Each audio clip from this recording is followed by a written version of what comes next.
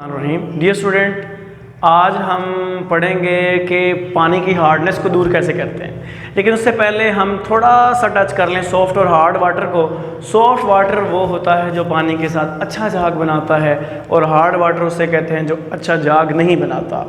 और फिर हम कल कहा था हमने कि पानी की हार्डनेस की दो तरह की हार्डनेस है, एक टेम्परेरी है और एक परमानेंट है। टेम्परेरी है कैल्शियम और मैग्नीशियम के बाइकार्बोनेट्स की वजह से, और परमानेंट हार्डनेस है कैल्शियम और मैग्नीशियम के सल्फेट्स की वजह से। अच्छा डियर स्टूडेंट, टेम्परेरी हार्डनेस को टेम्परेरी हार्डनेस कहने की सबसे बड़ी वजह ही ये है कि ये बॉइलिंग से दूर हो जाती है। आपको याद होगा जब हम पढ़ रहे थे पानी कैसे हार्ड होता है, तो हमने कहा था बारिश का पानी हवा में कार्बन डाइऑक्साइड को मिलाता है, और मिलाने के बाद जो पहाड़ों में कैल्शियम या मैग्नीशियम कार्बोनेट होते हैं उनको हल करता है और बदल जाता है कैल्शियम बाइकार्बोनेट के अंदर। कैल्शियम, ठीक है, बाइकार्बोनेट कैसे? एक ऑक्सीजन अगर इसको दे दे तो ये CO3 हो जाएगा। एक CO3 ये, एक CO3 है। कितने CO3? 2 CO3 और 2 हाइड्रोजन। 2 CO3 और 2 हाइड्रोजन, दो सबका कॉमन आ गया HCO3, यानी CO3 भी 2 बार थे, हाइड्रोजन भी 2 बार थे, और इसी को कहते हैं बाइकार्बोनेट, और इसी की वजह से थी हार्डनेस। ये तो था पानी हार्ड कैसे हुआ। ये पढ़ना चाहते हैं तो आप हमारा प्रीवियस लेक्चर देख सकते हैं। लेकिन मैं आज कह रहा हूं कि टेम्परेरी हार्डनेस को टेम्परेरी हार्डनेस क्यों कहते हैं, उसकी मेन वजह ही यही है कि टेम्परेरी हार्डनेस जो कि कैल्शियम या मैग्नीशियम के बाइकार्बोनेट्स की वजह से होती है, जैसे ही आप पानी को गर्म करते हैं ये हार्डनेस दूर हो जाती है और उन चीज़ों में बदल जाती है, उन चीज़ों में बदल जाती है जिनसे मिलकर ये कभी बनी थी। और समझने के लिए हम इसको कैसे लिखते हैं, हम कहते हैं कैल्शियम बाइकार्बोनेट है, ठीक है जी, HCO3 एंड HCO3। तो होगा क्या, ये CO3 के साथ मिलकर COC3 बनाएगा, और यहां से ये ग्रीन कलर से शो कर रहा हूं कार्बन डाइऑक्साइड निकल जाएगी, और रह क्या गया, ये हाइड्रोजन और ये ऑक्सीजन। इस तरह ये सारी प्रोडक्ट बन जाती हैं। बस याद रखिएगा, आप टेम्परेरी यानी आरजी हार्डनेस को बॉयल करके भी दूर कर सकते हैं। जैसे बॉयल करते हैं कैल्शियम कार्बोनेट बनते हैं, और कैल्शियम कार्बोनेट पानी में कभी भी हल नहीं होते। इस तरह ये हार्डनेस दूर हो जाती है। दूसरा मेथड है by Clark's method. Clark's method में आप एक बेस यूज करते हैं जिसका नाम है कैल्शियम हाइड्रोक्साइड, और इसको आप यूं भी लिख सकते हैं। समझने के लिए आज हम इसको खोल कर लिखेंगे, ये सारे रिएक्शन खोल कर लिखे जाएंगे ताकि आपको समझ आ सके, ताकि आप इनको समझ सके कि कौन सी चीज़ किसके साथ मिल रही है। लेकिन ये बात तो अटल है ना कि कैल्शियम बाइकार्बोनेट, जिसे हम लिखते हैं CaHCO3 ट्वाइस, रिएक्ट करता है कैल्शियम हाइड्रोक्साइड के साथ, ठीक है। ये बनाते क्या क्या है उसके लिए मैं दोबारा से कहूंगा कि इसको हम खोल के लिख लेते हैं, इसको हम खोल के लिख लेते हैं। बस इस मेथड में कैल्शियम हाइड्रोक्साइड यूज होगी। तो हमने करना क्या, देखिएगा प्लीज। ये हमारे पास कैल्शियम या मैग्नीशियम बाइकार्बोनेट है, ठीक है। पहले रिएक्शन में हम लेते हैं कैल्शियम बाइकार्बोनेट, जिसका फार्मूला मैंने ऊपर लिखा है CaHCO3 ट्वाइस। ये कैल्शियम बाइकार्बोनेट, CaHCO3 कितनी बार? 2 बार। तो मैंने समझने के लिए इसको 2 बार लिख दिया। रिएक्शन इसका आपने करवाना है कैल्शियम हाइड्रोक्साइड के साथ। किसके साथ करवाना है? कैल्शियम हाइड्रोक्साइड के साथ। तो जैसे ही आप रिएक्शन करवाएंगे तो देखें क्या बनता है हमारे पास।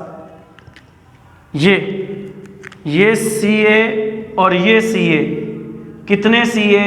2 Ca, और ये दो ही CO3 मिलकर क्या बनाते हैं, CaCO3। और उसके बाद क्या होता है, उसके बाद ये ग्रीन कलर से शो कर रहा हूं, 2 हाइड्रोजन और 2 हाइड्रोक्साइड ग्रुप मिलकर क्या बना देते हैं, 2 पानी के मॉलिक्यूल्स। ठीक है, तो आपकी बुक में इसको कैसे लिखा हुआ है, कैल्शियम बाइकार्बोनेट, रिएक्शन हो रहा है कैल्शियम हाइड्रोक्साइड के साथ, इसको खोल के लिखा हुआ था हमने, और बनेगा क्या क्या, 2 कैल्शियम कार्बोनेट के मॉलिक्यूल और साथ में 2 पानी के मॉलिक्यूल्स। इसको आप मैग्नीशियम के लिए खुद प्रैक्टिस कर सकते हैं, कोशिश करें इसको खुद करें आप। अब हम जाते हैं परमानेंट हार्डनेस, जो कि बॉइलिंग से दूर नहीं होगी। इसके लिए आप क्या करते हैं, पहले तो आप समझें कि ये है किस वजह से परमानेंट हार्डनेस। परमानेंट हार्डनेस 2 वजह से है, ये सल्फेट्स की वजह से है। कौन से सल्फेट्स, कैल्शियम या मैग्नीशियम के सल्फेट्स। तो आए उन सल्फेट्स को हम लिख लेते हैं। हम कहते हैं कैल्शियम सल्फेट या मैग्नीशियम सल्फेट परमानेंट हार्डनेस की वजह है। रिएक्शन हमने करवाना है वाशिंग सोडा के साथ, सोडियम कार्बोनेट को कहते हैं वाशिंग सोडा। मुझे यहाँ पर एक मैथ का बड़ा इंपॉर्टेंट फार्मूला याद आ गया जो हर बच्चे को समझ आ जाता है, और वो क्या है, अगर मैथ में वैल्यू इस तरह लिखी हो, A/B बराबर है C/D के, तो मैथ का रूल कहता है प्रोडक्ट ऑफ मीन, ये सेंटर वाली वैल्यू है, इसको मीन कहते हैं, is equal to product of extreme, बाहर वाली वैल्यू। यानी ये क्या कहना चाह रही है, B वाली को C वाली के साथ मल्टीप्लाई कर दो और A को D के साथ, A को मल्टीप्लाई किसके साथ कर रहा है, D के साथ। यानी सेंटर वाली एक तरफ, बाहर वाली एक तरफ, मीन एक्सट्रीम। तो आप इस रिएक्शन पर समझने के लिए इसको अप्लाई कर सकते हैं, समझने के लिए। आए फिर अप्लाई करते हैं, देखें कैसे अप्लाई कर सकते हैं, देखें जरा please. Product of mean, this product of mean, यानी आपने सेंटर वाली वैल्यू को लिख लेना है, Na2SO4 Na2SO4, और ये दोनों पानी में हल नहीं होते, और रह क्या गया, एक्सट्रीम वैल्यूज, बाहर वाली वैल्यूज रह गई। तो इनको हम कैसे लिखते हैं, कैल्शियम कार्बोनेट एंड मैग्नीशियम का। और हम पहले ही जानते हैं, पिछले लेक्चर से पढ़ते आ रहे हैं, ये दोनों के दोनों पानी में हल नहीं होते, इनसोल्यूबल हैं। तो मेरा ख्याल है ये समझ आ गया वाशिंग सोडा के जरिए कैसे आप क्या करते हैं, दूर करते हैं। दूसरा सोडियम जियोलाइट। सोडियम जियोलाइट है क्या, एल्यूमिनियम, हम इसको याद रखते हैं, ये सोडियम एल्यूमिनियम का सिलिकेट है, ये रेजन है। आजकल इसे हम आर्टिफिशियली भी बनाते हैं, ठीक है। हम इसको याद करने के लिए वैसे लिखते हैं, नाल, NaL नाल, CO3 2, यानी 3 या 2 लोग साथ थे, हमें नहीं पता कितने थे, हम कहते हैं नाल CO3 या 2, नाल CO3 2। खैर इसको लिखा कैसे जाता है, सोडियम जियोलाइट। और परमानेंट हार्डनेस हम जानते हैं किस वजह से होती है, या तो ये कैल्शियम सल्फेट की वजह से होती है, या ये मैग्नीशियम सल्फेट की वजह से होती है, सल्फेट्स की वजह से, ठीक है। रिएक्शन आपने करवाना है किसके साथ, इस रेजन के साथ, ठीक है, और बाद वही अप्लाई कर दें, product of mean is equal to product of extreme. यानी ये कैल्शियम इस जियोलाइट के साथ मिलकर क्या बनाएगा, कैल्शियम जियोलाइट। फिर दोबारा देख लें, ये मैग्नीशियम भी इस जियोलाइट के साथ मिलकर क्या बनाएगा, मैग्नीशियम जियोलाइट। और रह क्या गया, मीन वैल्यूज आपने लिख ली, प्रोडक्ट ऑफ मीन सेंटर वाली आपने लिख ली। अब एक्सट्रीम वैल्यू लिखें तो Na2SO4 सोडियम सल्फेट, और सोडियम सल्फेट पानी में हल नहीं होता, Na2SO4 सोडियम सल्फेट पानी में हल नहीं होता। इस तरह पानी की हार्डनेस को दूर कर देंगे।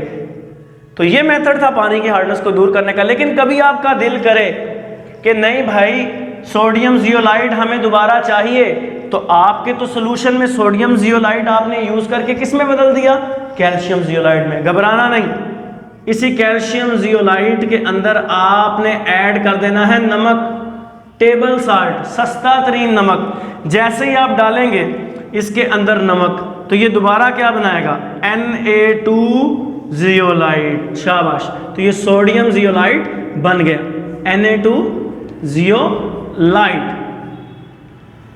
और साथ ही क्या बनेगा, CaCl2, CaCl, ये क्लोरीन, ये जो साथ 2 है ये सोडियम का भी है और क्लोरीन का भी है, ये दोनों का है, तो आप लिखते हैं CaCl2। बहुत इंपॉर्टेंट लॉन्ग क्वेश्चन है, इसके अंदर ये क्लार्क मेथड बहुत इंपॉर्टेंट शॉर्ट क्वेश्चन आता है, सोडियम जियोलाइट वाला बहुत इंपॉर्टेंट शॉर्ट क्वेश्चन आता है, और ये बहुत शॉर्ट क्वेश्चन इंपॉर्टेंट है कि सोडियम जियोलाइट की आप रिकवरी कैसे करते हैं, इसको दोबारा कैसे हासिल करते हैं जब एक बार आप यूज कर लेते हैं। और as a whole this is very much important long question. तो आज हमने पानी की हार्डनेस को दूर कर लिया। इंशाल्लाह ताला नेक्स्ट लेक्चर के साथ मिलेंगे। अपना ख्याल रखिएगा। अल्लाह हाफिज।